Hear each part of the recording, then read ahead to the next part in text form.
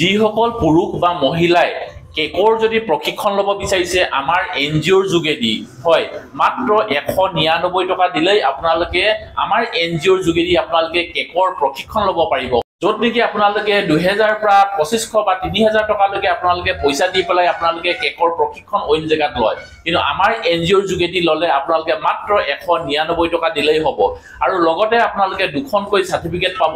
এখন হৈ গ'ল আমাৰ এনজিঅ'ৰ যোগেদি আপোনালোকে এখন সাৰ্টিফিকেট পাব য'ত নেকি আমাৰ এনজিঅ'টো ISO সাৰ্টিফাইড হয় গভৰ্ণমেণ্ট ৰেজিষ্টাৰ্ড আৰু দুই নম্বৰখন সাৰ্টিফিকেট হৈ গ'ল আপোনালোকৰ উদ্যম সাৰ্টিফিকেট যিখন উদ্যম সাৰ্টিফিকেটে আপোনালোকৰ বেংকৰ একাউণ্ট খুলিবৰ কাৰণে আপোনালোকক সুবিধা কৰিব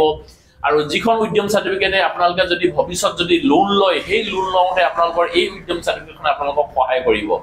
যিসকল মহিলা আৰু পুৰুষ বা যিসকলে নিবনুৱা হৈ আছে বা যিসকলে কাম বিচাৰি আছে তেওঁলোকে যদি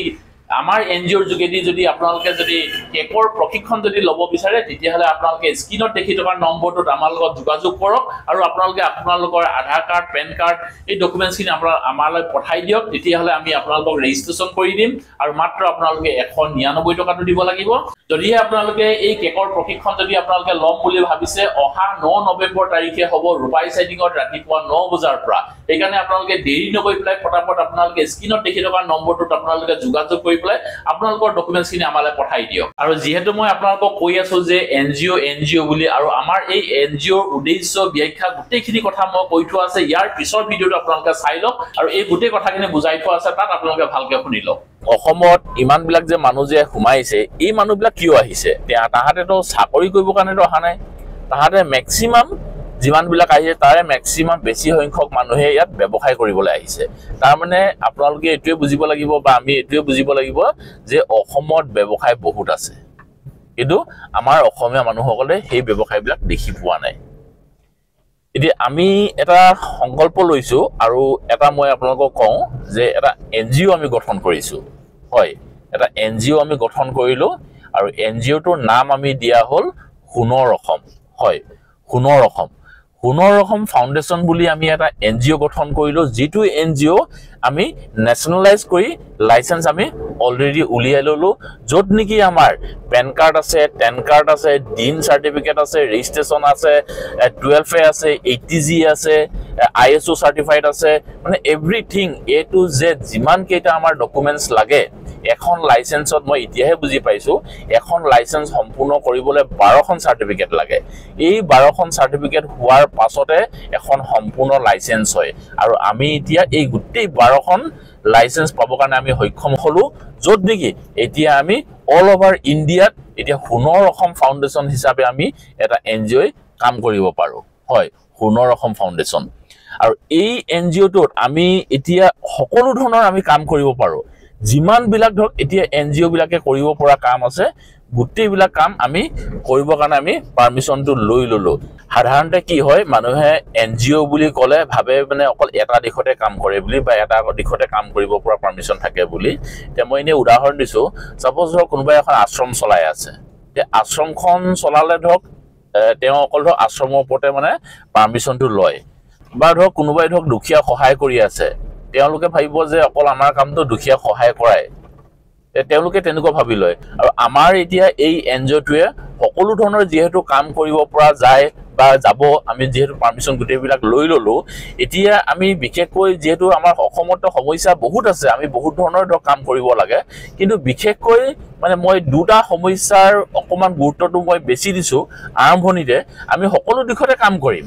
এটো নহয় যে অকল আমি এই দুটা দিশতে যে কাম কৰিম এই কথাটো নহয় যেহেতু আমাৰ পাৰমিশন সকলো দিশত কাম কৰিব পৰা আমাৰ পাৰমিশন আছে কিন্তু আমি প্ৰথমতে দুটা গুৰুত্বপূৰ্ণ বেছি দিছো আৰু এই দুটা গুৰুত্বপূৰ্ণ হৈ গল কি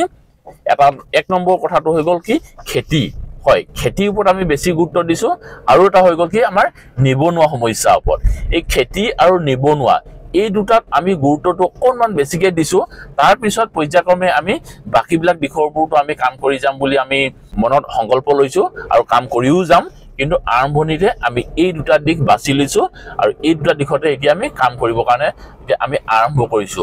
খুব সম্ভৱ আমি অহা সপ্তাহৰ পৰা আমাৰ যিবিলাক আমাৰ কাম আমি বাছি লোৱা হ'ল সেই কামবিলাকৰ ওপৰত আমি কাম কৰি যাম আৰু আপোনালোকক আমি বিতংভাৱে তথ্যবিলাক জনাই যাম আৰু যেহেতু এতিয়া মই আপোনালোকক কৈছো যে আমি বিশেষকৈ যে দুটা কামত যে আমি বেছি গুৰুত্ব দিছো এই দুটা কাম যেহেতু মই আপোনালোকক ক'লো এটা হ'ল খেতি আৰু এটা হ'ল নিবনুৱা খেতি আৰু নিবনুৱাৰ ওপৰত আমি কি ধৰণে কাম কৰিম তাৰে মই থুলমূলকৈ আপোনালোকক আজি প্ৰথম এই ভিডিঅ'টোত মই আপোনালোকক অকণমান চিনাকিটো দি দিছো যে কামবিলাক আমি এনেকুৱা ধৰণে কৰিম এতিয়া মই আপোনালোকক উদাহৰণ দিছো যিহেতু ধৰক মই খেতিৰ ভিডিঅ' বহুত প্ৰস্তুত কৰিলো বহু নিবনুৱাক আমি ৰাস্তা ঘাটে লগ পাওঁ বা বহু নিবনুৱাৰ লগত আমাৰ কানেকশ্যন আছে বা বহুত ল'ৰা ছোৱালীৰ লগত আমাৰ চিনাকি আছে এতিয়া এইবিলাকৰ পৰা আমি এটা কথা বুজিলো এতিয়া এনে মই কথাটো কৈছো যে মই অথনি আপোনালোকক কথা কৈছিলো যে আমাৰ অসমীয়া মানুহে দেখাক দেখি কাম কৰে এতিয়া আমিও বিচাৰিছো যে আমি কামবিলাক দেখুৱাই দিম আৰু দেখাক দেখি কাম কৰি যাও কিন্তু ইয়াত এটা কথা আছে আমি সকলোকে এটা কাম কৰিবলৈ কিন্তু নিদিও এতিয়া কথাটো কৈছো ধৰক আজি যদি এতিয়া মই আকৌ আপোনালোকক উদাহৰণ দিওঁ মই আগৰ ভিডিঅ'টোত কেইবাটাও কৈছো আগৰ কেইবাটাও ভিডিঅ'টো মই কৈছো তেনেকুৱা ধৰণৰ কথা যে এটা সময়ত ধৰক আমাৰ ইয়াত ব্ৰইলাৰ ফাৰ্ম খুলিছিলে যে সকলোৱে ব্ৰইলাৰ ফাৰ্ম খুলিবলৈ লাগি গ'ল এটা সময়ত বটা চৰাই কোনোবা ফাৰ্ম খুলিছিল সকলোৱে একদম বটা চৰাইকে ফাৰ্ম কৰিবলৈ লৈ ল'লে এনেকুৱা ধৰণৰ কাম আমাৰ মানে অসমীয়া মানুহবিলাকে কৰে দেখাক দেখি কৰে তাৰমানে হি কৰিছে ময়ো কৰোঁ কিন্তু সাকসেসটো কি হ'ব নহ'ব সেইটো চাই নাথাকে তাৰমানে হি কৰিছে ময়ো কৰোঁ এনেকুৱা ধৰণৰ কাম হয় কিন্তু এতিয়া আমি লিমিট বান্ধি দিম মানে লিমিটবিলাক এনেকুৱাকে হ'ব সেইবিলাক আমি পাছৰ পৰ্যায়ে মানে কামবিলাক আমি যেতিয়া কৰি যাম তেতিয়া আপোনালোকে কথাবিলাক গম পাব এতিয়া আমি প্ৰতিটো দিশতে মানে এটা এটা লিমিটতে আমি কিছুমান ল'ৰা ছোৱালীক বা আমি নিবনুৱাসকলক আমি কামত জড়িত কৰাম এতিয়া আমাৰ কামবিলাক এনেকুৱা হ'ব এটা মই উদাহৰণ দিছো দেই এইটোৱে হ'ব বা এনেকুৱাই হ'ব বুলি কোনো কথা নাই মই উদাহৰণ দিছো তে উদাহৰণবিলাক মই এনেকুৱাকে দিছো সাপোজ ধৰক মই প্ৰথমতে আপোনাক এটা উদাহৰণ দিছো কাঠফুলাৰ ওপৰত কাঠফুলাৰ ওপৰত ধৰক আমি এটা ট্ৰেইনিং দিলো ট্ৰেইনিং দিয়ালো ধৰক কিছু সংখ্যক ল'ৰা ছোৱালীক যিসকলে কাঠফুলাৰ ওপৰত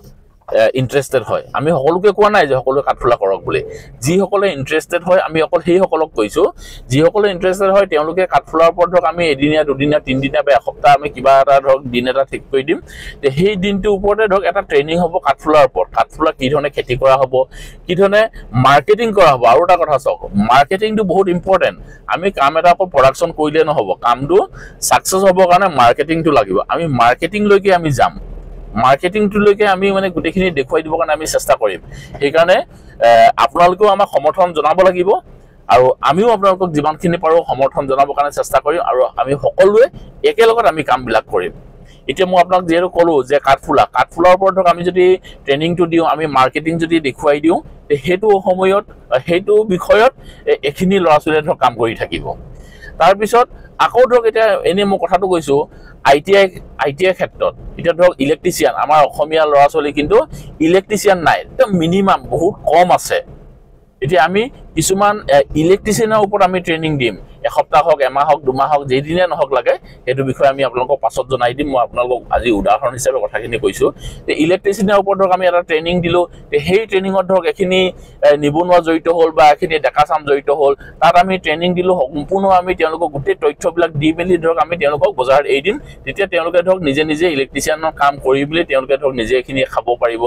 প্লাম্বাৰ হৈ গ'ল বা বিভিন্ন ধৰণৰ আপোনাৰ কাৰ্পেণ্টাৰ হৈ গ'ল বা ধৰক আপোনাৰ বিভিন্ন ধৰণৰ খেতিৰ ওপৰত হৈ গ'ল ধৰক জালুক খেতি হৈ গ'ল পাণ খেতি হৈ গ'ল আপোনাৰ ভেনিলা হৈ গ'ল ড্ৰেগন ফ্ৰুট হৈ গ'ল এনেকুৱা কিছুমান ইউনিক আমি কিছুমান বাছনি কৰি থোৱা আছে সেইবিলাকৰ আমাৰ আলোচনা চলি আছে বিভিন্ন ব্যক্তিৰ লগত আমি আলোচনা কৰি আছো আৰু ইয়াৰ ওপৰত যদি আপোনালোকৰ যদি আমাক কিবা উপদেশ পৰামৰ্শ যদি আপোনালোকে দিব বিচাৰে আমাক আপোনালোকে কমেন্ট কৰিব আপোনালোকৰ ফোন নম্বৰ দিব আমি নিশ্চয় আপোনালোকৰ লগত ভৱিষ্যত যোগাযোগ কৰিম আৰু এনেকুৱা দিশত আমি আগবাঢ়ি যাবৰ কাৰণে চেষ্টা কৰিম আজি মই মাথো আপোনালোকক এই ভিডিঅ'টোত এই কথাখিনিয়ে ক'বৰ কাৰণে চেষ্টা কৰিলো যে আমি এটা NGO গঠন কৰিলো NGOটোৰ নাম হৈ গ'ল সোণৰ অসম আৰু এই সোণৰ অসম জৰিয়তে আমি অসমখনক কি ধৰণে আমি সোণৰ কৰি তুলিব পাৰো যেহেতু আমাৰ অসমখন সোণৰ হয়ে কিন্তু কিছু সংখ্যক ব্যক্তিয়ে এই সোণৰ অসমখন একদম লেতেৰা কৰিবৰ কাৰণে চেষ্টা কৰিছে আৰু আমাৰ পৰিস্থিতিবিলাক অকমান বেয়া হৈ গৈছে সেইকাৰণে আমি ভাবিছো আমাৰ থলুৱা অসমীয়া ব্যক্তি সকলোৱে লগ লাগি পেলাই এই সোণৰ অসমখনক আমি সম্পূৰ্ণ এখন সোণৰ অসম গঢ়ি তুলিব পাৰোঁ তাৰে প্ৰচেষ্টাত আমি এই NGOটো গঠন কৰিছোঁ আৰু বিভিন্ন ধৰণৰ ইয়াৰ বহু কথা আছে ভিতৰুৱা এইবিলাক আমি পাছৰ পৰে আপোনালোকক ষ্টেপ বাই ষ্টেপ বুজাই গৈ থাকিম আজি ভিডিঅ'টোত মাথো আমি আপোনালোকক এই কথাষাই ক'বলৈ বিচাৰিলোঁ যে এটা আমাৰ সোণৰ অসম এটা ফাউণ্ডেশ্যন সোণৰ অসম এটা NGO গঠন হৈ গ'ল য'ত নেকি এতিয়া আমি সকলোৰে একেলগত মিলি জুলি মুঠতে আমি কাম কৰি যাব লাগে আৰু আমাৰ অসমখন সোণৰ দৰে একদম জিলিকাই থ'ব পৰা যায় তাৰে প্ৰচেষ্টাত আজি আমি এই কামখিনি কৰিবৰ কাৰণে আমি চেষ্টা কৰিছোঁ আৰু ইয়াৰ বাবে আমি আপোনালোকৰ সহায় সহযোগিতা কামনা কৰিলোঁ ধন্যবাদ